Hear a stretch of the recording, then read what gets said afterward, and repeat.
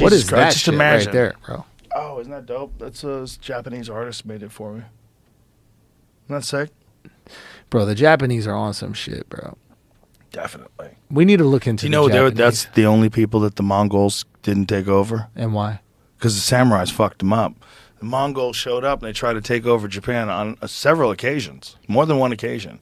And every time they were met with these fucking dudes who actually knew how to fight and were sword trained, they were shooting arrows at distances, and they're like, whoa, what the fuck is going on here? Like, they were like if you think about samurais. What the fuck was a samurai? Like Japan was the origins of karate, judo, jujitsu. All that shit came out of Japan. But we're talking All about feudal Japan? Like we're talking about kingdoms and Those such? cyclones saved them. Japanese have always attributed their victory to storms and that wrecked the Mongols' fleets during both attempted invasions in 1274 and 1281.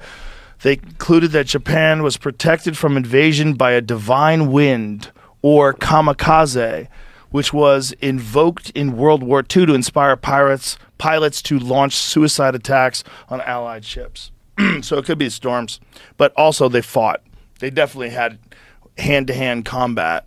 And a samurai was like, what is the equivalent of that today? Is that like a military dude, or is that like a street dude? I mean, eventually they became ronins. There was like a period of time during Musashi's era where there were mostly like samurais without a master, and they would have like one-on-one duels. That's like the Book of Five Rings is based on Miyamoto Musashi's writings about. I don't know the book.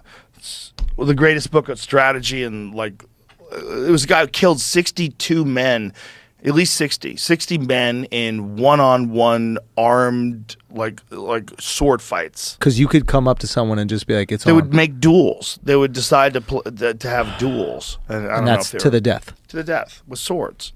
Fucking. And Musashi killed everybody. He was that And he dude. just became the boogeyman. Yeah, he became the boogeyman.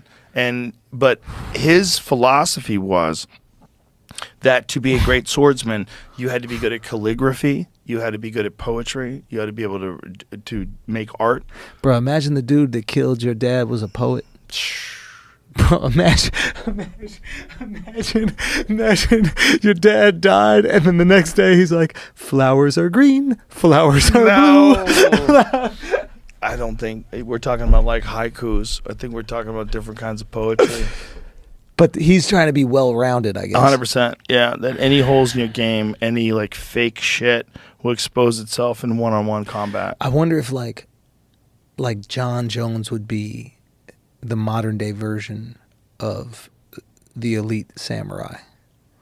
Well, like, are we looking at these guys like these UFC dudes? Are we like, oh, this is the modern day version of it? We just have a structure for them to operate in.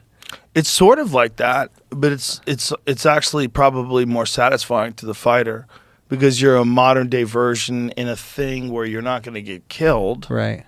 But you could get killed, right? There is that Absolutely. reality. Most likely you won't. They have very good medical staff, but there's also that you are competing with your willpower, your technique, your knowledge, your fucking physical gifts, and you're doing it in front of the world. Yeah.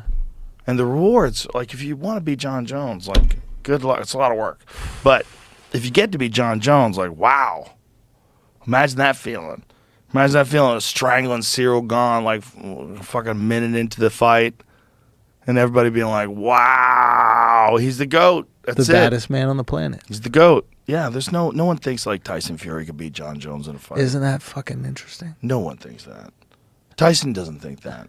You want to talk about who's the baddest man on the planet? If John Jones and Tyson Fury are locked into a room, game over. I'm pushing all my chips on black. I'm just fucking... I'm like, let me tell you something. Tyson Fury is an amazing boxer. He doesn't have a fucking chance in hell of making it out of that room. That crazy? He has no chance of making it out of that room. Isn't that crazy? Zero chance. So if you, he would have to like catch John. He have to catch him immediately. Immediately with one punch, and I just don't see that happening, man. The threat of the takedown looms so large. That shot will come so unexpectedly. when he gets his hands around you, you'll be so stunned. So what is that like being John? Like, what is that like thinking there isn't another man on the planet that could do anything to you in hand-to-hand combat? Pretty awesome. Fuck. Yeah, I'm sure he feels great. Fuck. Yeah, pretty nice. Wow. It's also a fleeting thing, right? Because when you get to be 40 and 42 and 43, it goes away. Yeah. And that's the beauty of it all. Yeah. What about his brothers? Did you think he thinks he could fuck up his brothers? Dude, what great sperm. It's a good question.